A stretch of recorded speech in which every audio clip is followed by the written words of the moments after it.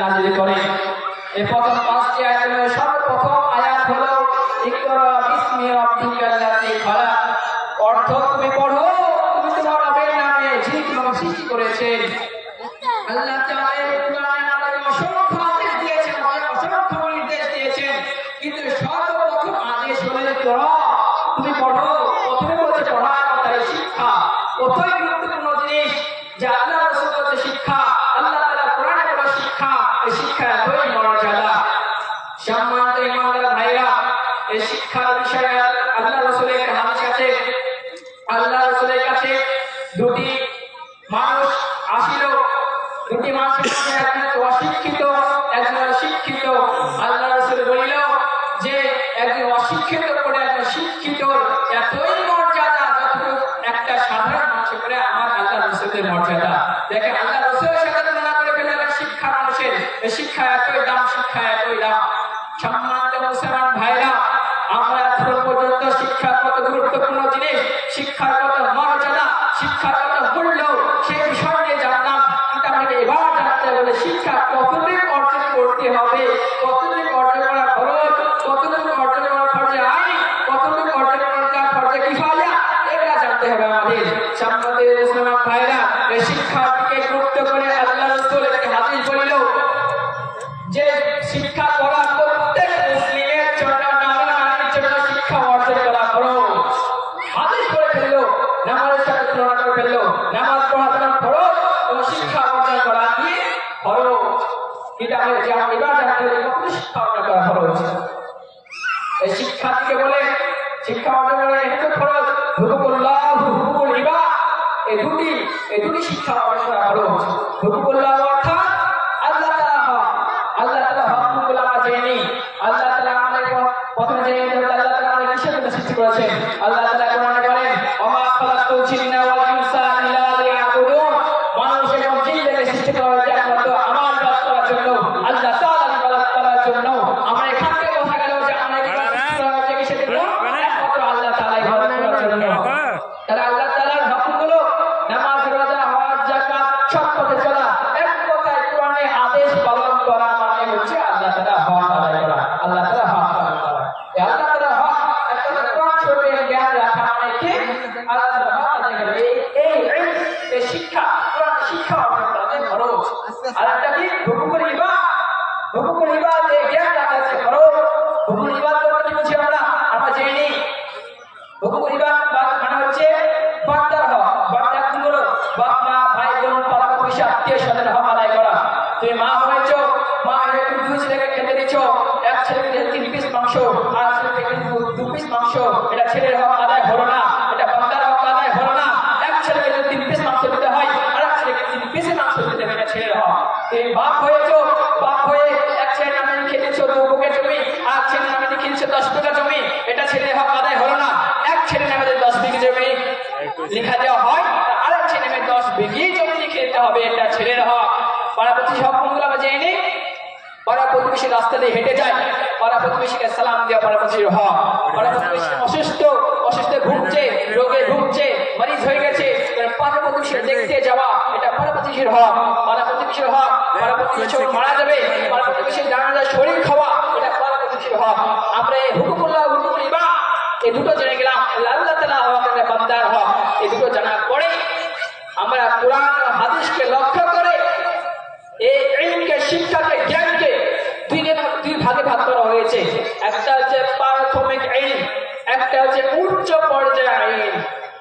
কোরআন হাদিসকে আলোকে, কোরআন হাদিসকে সামনে রেখে এই ইলমকে, শিক্ষাকে দুই ভাগে ভাগ করা হয়েছে। একটা কি ভাগ দেখলাম, একটা হচ্ছে প্রাথমিক ইলম, একটা উচ্চ পর্যায়ের ইলম।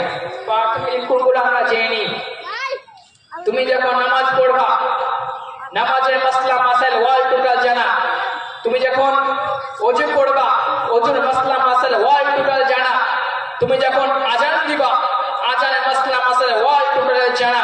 তুমি যখন বিবাহ করবা, বিবাহের মাসলা মাসাইল জানা। তুমি যখন যাকাত দিবা, যাকাতের মাসলা মাসাইল জানা। তুমি যখন হজ করতে যাবা, হজের মাসলা মাসাইল জানা। তুমি যখন ব্যবসা করবা, ব্যবসা মাসলা মাসাইল জানা। কোন ব্যবসা, কোন টাকা হারাম, কোন টাকাটা লিওয়া হালাল, এই মাসলা মাসাইল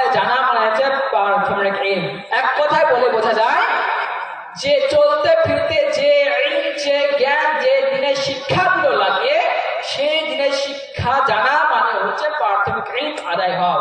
এই প্রাথমিক ইলম আদায় করা, প্রাথমিক শিক্ষা অর্জন করা এটা ফরজ নয়, এটা ফরজে আইন। প্রত্যেকটা মুসলিমের জন্য এটা ফরজে আইন, এটা কোনো ফরজ নাই। ফরজ তো নামাজের সাথে তুলনা হয়েছে, এটা ফরজে আইন। এটা এক অপরিহার্য প্রত্যেক মুসলিমের জন্য প্রাথমিক ইলম শিক্ষা করা ফরজে আইন। আর একটা কি বলেছিলাম, উচ্চ পর্যায়ে আইন।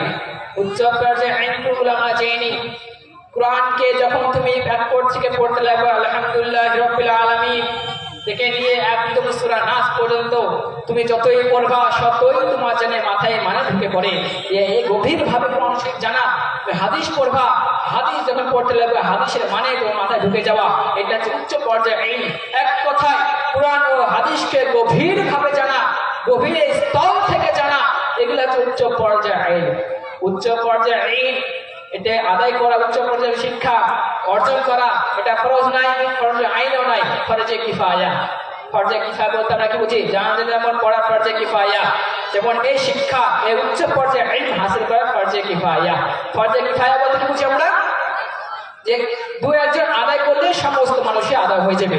মানে এক কথায় একটা গ্রামে একটা উচ্চ পর্যায়ে ইলম ব্যক্তি লাগবে। একটা গ্রামে একটা যে উচ্চ পর্যায়ে ইলম ব্যক্তি না থাকে তাহলে উচ্চ পর্যায়ে ইলম আদায় হবে না, আমরা পুরো গ্রামে গুনাহে ভরপুর হবে, গুনাহে ভরপুর হবো। তাই যদি আমরা গ্রামে একটা উচ্চ পর্যায়ে ইলম ওয়ালা ব্যক্তি না থাকে, আমরা পাশের গ্রাম থেকে টাকা দিয়ে রাখতে হবে, তাও আমাদেরকে একটা উচ্চ পর্যায়ে ইলম ওয়ালা ব্যক্তি রাখতে হবে আমাদের এই গ্রামে। সম্মানিত সুধীবৃন্দু, আজ আমাদের আফসোস করা উচিত যে ইলম যে এত গুরুত্বপূর্ণ, ইলম যে এত শিক্ষা যে কত গুরুত্বপূর্ণ জিনিস, আমরা শিক্ষার গুরুত্বটিকে লক্ষ্যই করি না। তাই তো কবি বলেন, education is the backbone of the nation. শিক্ষাই হলো জাতির মেরুদণ্ড। এই যার ভিতরে শিক্ষা নাই তার ভিতরে কিছু নাই, যার ভিতরে শিক্ষা নাই তারা সমাজে মাথা উঁচু করে কথা বলতে পারে না। যারা অশিক্ষিত তাদের একটাই কাজ হবে যে শিক্ষিত মানুষ কথা বলছে, শিক্ষিত মানুষের কথাই হ্যাঁ হু লাগানো। তাই তো কবি বলেন, learn what the people without education there is no progress. Education can bring you progress in both your lives, just as a lamp without light has no light, so does a human without education have no progress. কই বলেন, শিক্ষা করো বিশ্ববাসী, শিক্ষা ছাড়া নাই গতি। শিক্ষাই আনতে পারে তোমার উভয়কালের উন্নতি। আলোকবিহীন চিরাগে যেমন নাই কোতার কোন জাতি, শিক্ষাবিহীন মানবে তার নাই কোতার কোন গতি। কবি বলেন। তো সম্মানিত সুধীবৃন্দ, আমরা শিক্ষার গুরুত্ব শুনলাম, শিক্ষার কত মর্যাদা, শিক্ষার কত গুরুত্ব সবই জানলাম, কিন্তু আমাদেরকে এবার জানতে হবে যে আমাদের শিক্ষায়, আমাদের দিনের শিক্ষা অর্জন করতে থাকি, তাহলে আমাদেরকে জেনা শিক্ষা করবে কে? এটা সবাই প্রশ্ন থাকতে পারে। তাও সমস্যা নাই। আল্লাহ তাআলা পবিত্র কোরআনে বলেন, ওমা আরসালনা মিন রাসূলিন ইল্লা বিলিসানি কওমিহি লিয়ুবাইয়িনা লাহুম। আল্লাহ তাআলা কোরআনে বলে যে আমি প্রত্যেকটা নবীকে আমি নিজের জাতি হিসাবে পাঠিয়েছি, নিজের জাতি ভাষায় পাঠিয়েছি প্রত্যেকটা নবীকে। কেননা যদি আমি জাতি ভাষা না পাঠাইতাম তাহলে আল্লাহ তাআলা হুকুম আহকাম স্পষ্টভাবে বান্দাদেরকে পৌঁছাতে পারতো না। তাই আমাদেরকে জেনা শিক্ষিত প্রয়োজন আছে, আমাদের দিনের শিক্ষা প্রয়োজন আছে। আমাদের দিনের শিক্ষার প্রতি বেশি ঝুঁকি দিতে হবে, আর জেনা শিক্ষা হাতে রাখতে হবে। আমাদের জেনা শিক্ষিত না পারলে আল্লাহ তাআলা হুকুম আহকাম মানুষকে স্পষ্টভাবে পড়তে পারবো না। তাই আল্লাহ তাআলা কোরআনে আরেকটা আয়াত বলেন, কুল হাল ইয়াস্তাবিল্লাযিনা ইয়ালামুনা ওয়াল্লাযিনা লা ইয়ালামুন। অর্থ, হে নবী তুমি বলো যে জ্ঞানী ব্যক্তি আর একজন অজ্ঞানী ব্যক্তি কখনো সামঞ্জস্য হতে পারে? বলিল না, কখনোই নয়। আসমান জমিন যখন কোনোদিন সামঞ্জস্য হতে পারে না, পূর্ব পশ্চিম যখন কোনোদিন সামঞ্জস্য হতে পারে না, উত্তর দক্ষিণ কোনোদিন যখন সামঞ্জস্য হতে পারে না, সাদা কালো যখন কোনোদিন সামঞ্জস্য হতে পারে না, চক্ষু অক্ষ যখন কোনোদিন সামঞ্জস্য হতে পারে না, একজন ইমাম একজন মুক্তাদি কোনো সামঞ্জস্য হতে পারে না, একজন মুয়াজ্জিন একজন মুক্তাদি যখন কোনোদিন সামঞ্জস্য হতে পারে না, একজন স্টেজ বক্তা একজন শ্রোতা যখন কোনোদিন সামঞ্জস্য হতে পারে না, দিনের সূর্যের লাইট আর আমাদের পৃথিবীর লাইট যখন কোনোদিন সামঞ্জস্য হতে পারে না, চাঁদের আলো যখন আমাদের পৃথিবীর লাইটের সামঞ্জস্য হতে পারে না, ঠিক তেমনি একজন জ্ঞানী ব্যক্তি আর একজন অজ্ঞানী ব্যক্তি কখনোই সামঞ্জস্য হতে পারে না। আল্লাহ তাআলা কোরআনে বলে যে একজন জ্ঞানী ব্যক্তি আর অজ্ঞানী ব্যক্তি কখনোই সামঞ্জস্য হতে পারে না। তাই সম্মানিত সুধীবৃন্দু, বলতে বলতে অনেক সময় হয়ে গেল, তাই আমি শেষ সময় একটা কথা বলে যাই। যেমন থেকে পৃথিবীতে, এই দুনিয়াতে 100% লোকের ভিতরে 80% আছে অশিক্ষিত। অশিক্ষিত হয়ে লাভ নাই, আমাদেরকে হতে হবে শিক্ষিতী, কারণ শিক্ষা ছাড়া নাই প্রগতি। শিক্ষায় আনতে পারে তোমার ভয়কারের উন্নতি। উন্নতি করতে শিক্ষা করতে হবে, যে শিক্ষা এত মূল্য। হাদিসে প্রমাণ দেখালাম, কোরআনে প্রমাণ দেখালাম, আর কত প্রমাণ নেবেন? শিক্ষা কত গুরুত্বপূর্ণতা। তাই একটা মেসেজ দিয়ে যায় যে আল্লাহ তাআলা এই দুনিয়ার মানুষকে 100%-এর মধ্যে 100% যেন শিক্ষিত মানুষ করে তুলুক, সেই তৌফিক দান দেন আল্লাহ তাআলা। তাই দোয়া করি, ফি আমানিল্লাহ। এই বলে আমার বক্তা ইতি করছি। ওয়া আখিরু দাওয়ানা আলহামদুলিল্লাহি রাব্বিল আলামিন। আসসালামু আলাইকুম ওয়া রাহমাতুল্লাহি ওয়া বারাকাতুহু। क्या बोलबे बोल।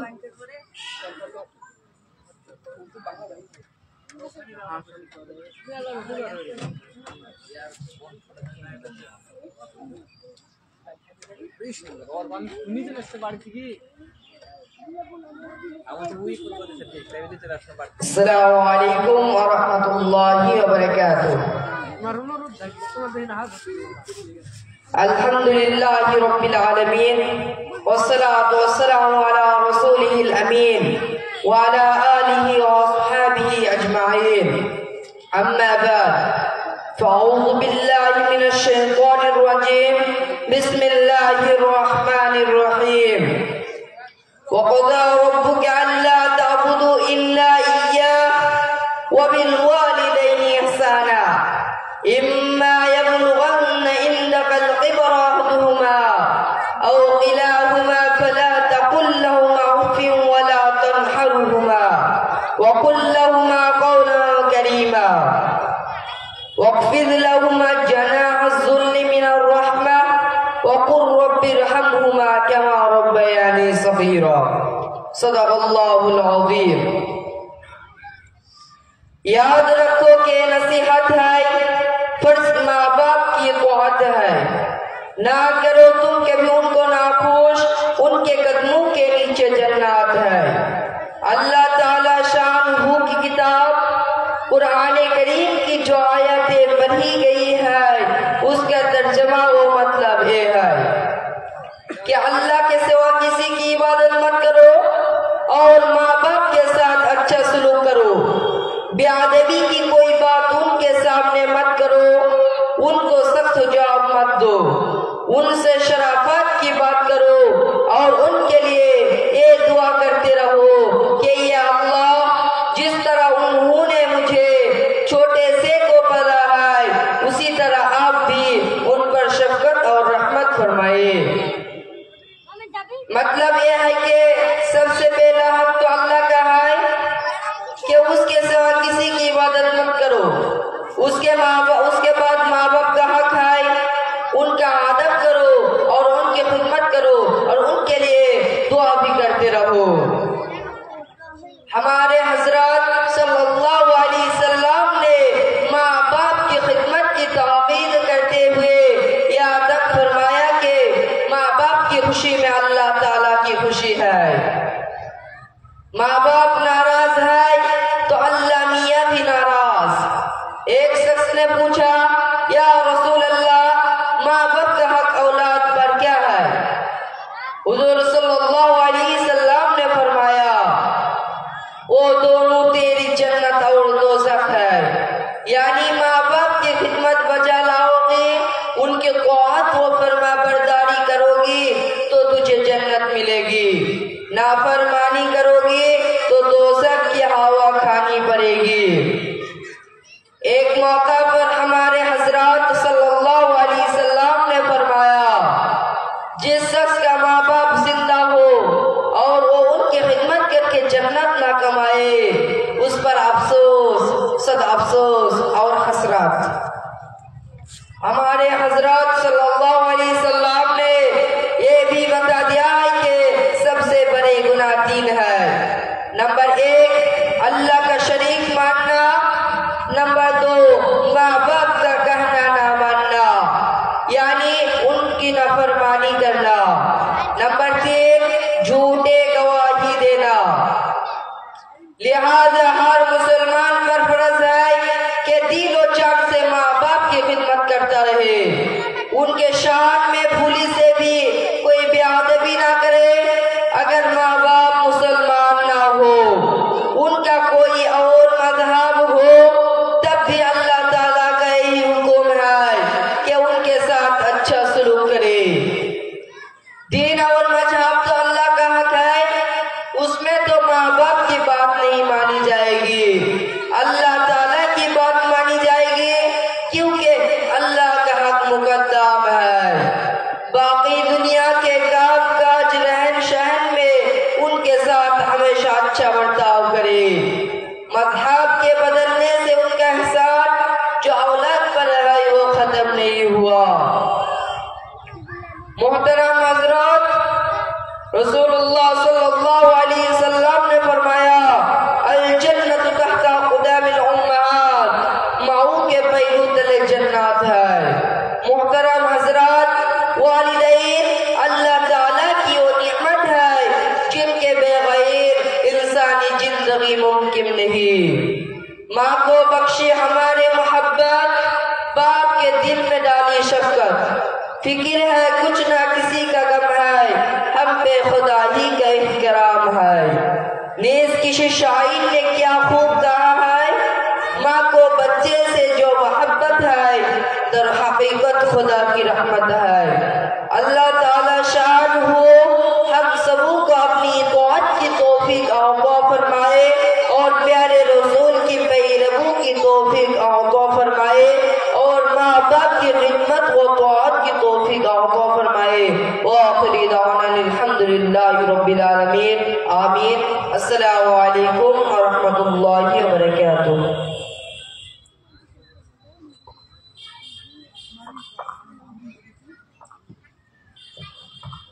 पॉजिटिव बिल लेवल खंडा पॉजिटिव बिल लेवल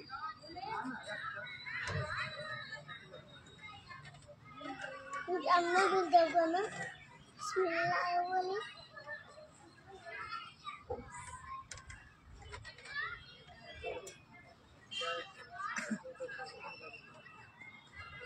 আসসালামু আলাইকুম। আমি একটা গজল বলবো, এটা আমি লিখেছি আর আমি গাইব।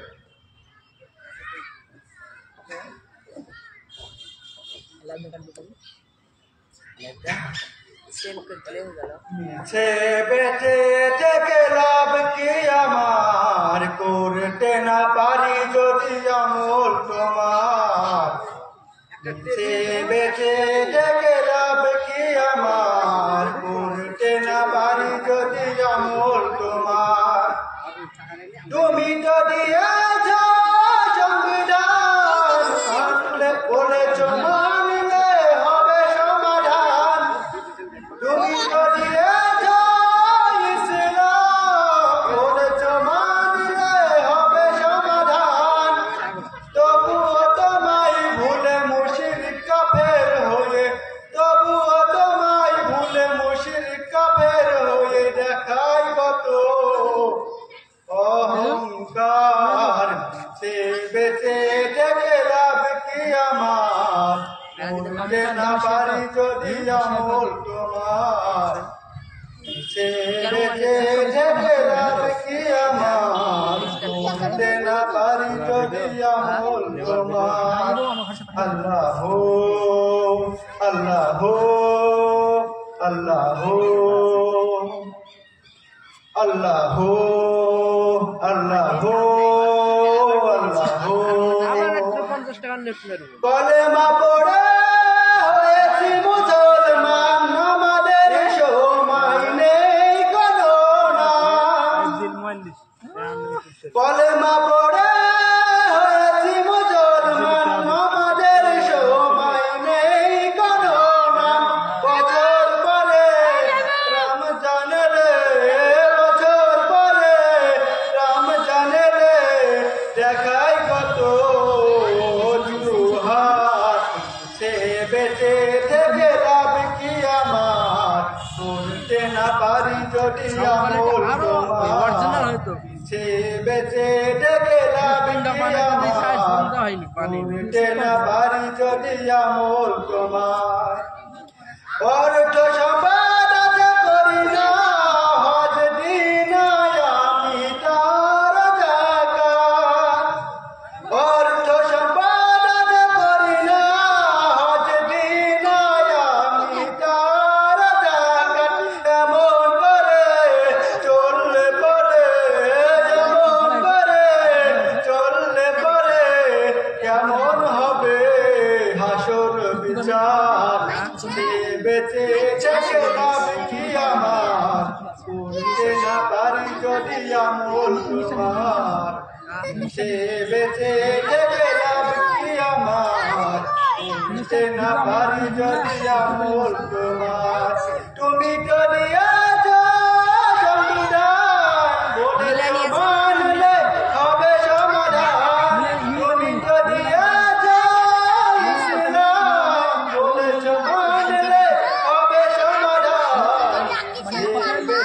থেকে লাভ কি আমার, করতে না পারি যদি আমল তোমার।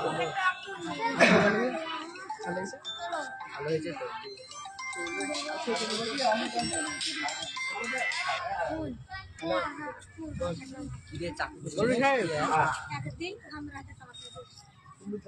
জিয়াদুল, এবার আপনাদের সামনে কিছু গজল পেশ করবে।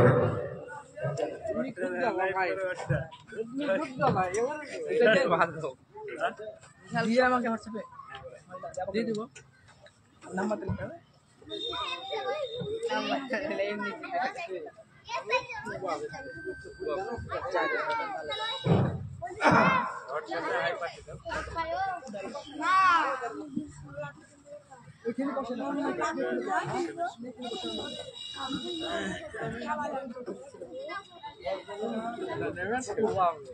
নাম্বার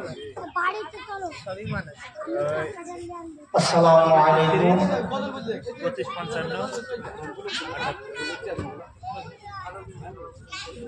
আপনার নামটা কি? আসসালামু আলাইকুম ওয়া রাহমাতুল্লাহি ওয়া বারাকাতুহু। আউযু বিল্লাহি মিনাশ শাইতানির রাজীম। বিসমিল্লাহির রাহমানির রাহিম।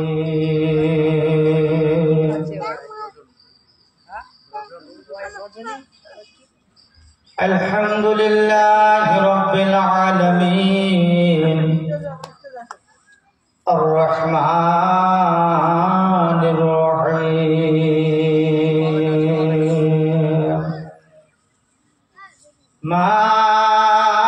মালিকি ইয়াউমিদ্দিন।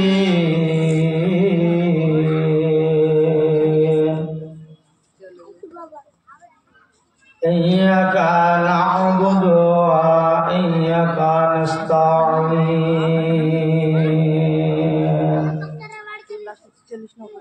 ইহদিনাস সিরাতাল মুস্তাকিম সিরাতাল লাযীনা আন'আমতা আলাইহিম গায়রিল মাগদুবি আলাইহিম ওয়ালাদ-দাল্লিন। আমিন। বিসমিল্লাহির রাহমানির রাহিম।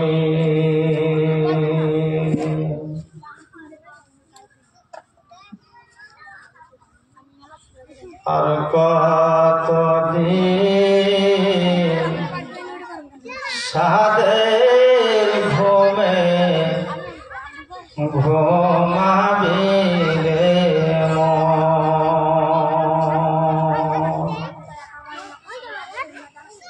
আর কতদিন সাদের ঘুমে ঘুমাবি রে মন। দিনের পরে দিন কেটে যায়,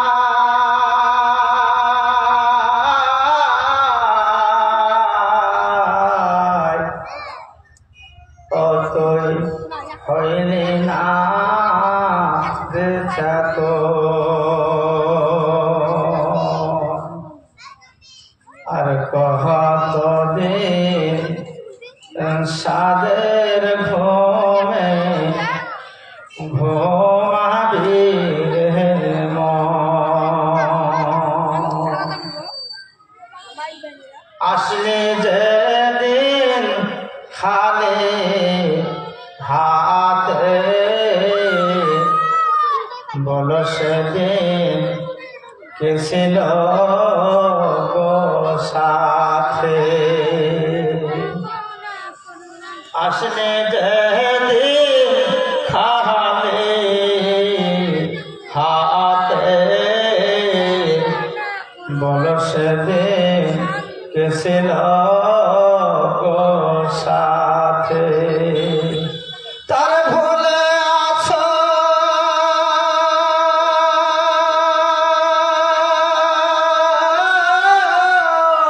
দিন রাতে, কখন আসবে রে মরণ, ঘুমাবি রে মন।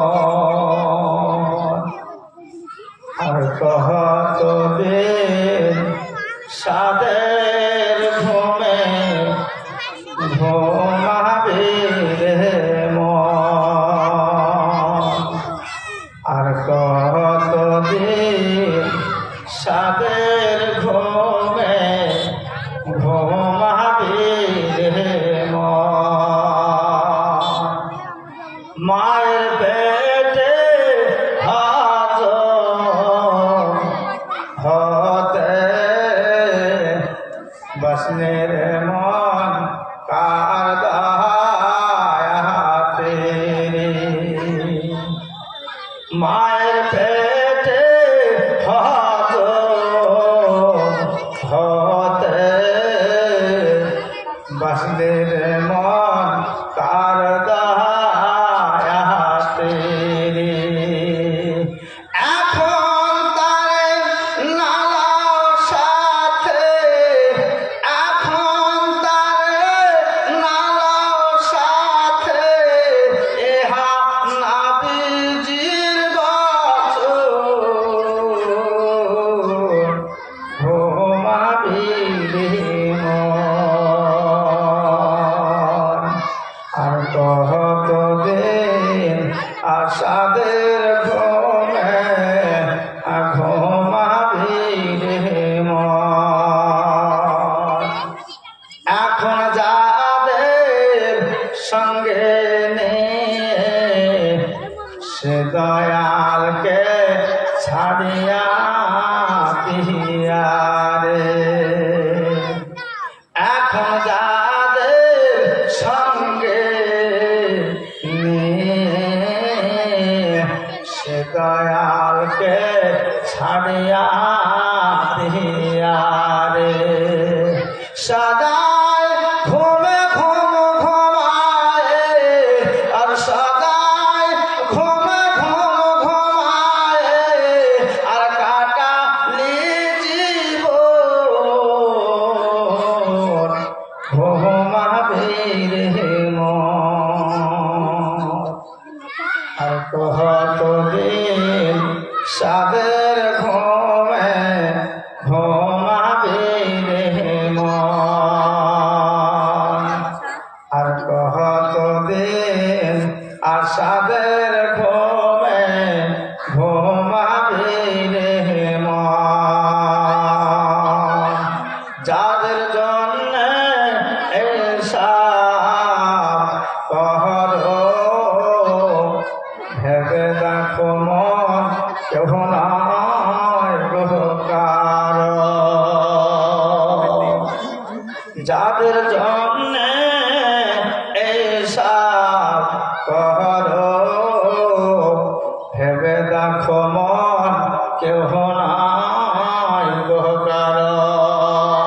যেমন ধরলেন বাড়ি গাড়ি টাকা পয়সা ধন দৌলত যা কিছু করেছ, ছেলে মেয়ে আত্মীয় স্বজনের জন্য করেছ, তাই কবি এখানে লিখে দিয়েছেন যে যাদের জন্য এইসব করো ভেবে দেখো মন কেউ নয় গো কারো এখন না বুঝে বুঝবে তুমি এখন না বুঝে বুঝবে তুমি যেদিন পড়াবে রে কাফুন আর ঘুমাবে রে মন আর কহতদিন আশাদের ঘুমে ঘুমাবে রে মন তো দিলে এখনই তাহলে টাইম নাই মাগরিব পর সব আগে এখানে মাগরিব পর আমরা আই থেকে কোন হাফেজ আছে ওই একটু পরে আবার ওরা বললে পরে টাইম নাই ও বললে এখনই আসর পরে আবার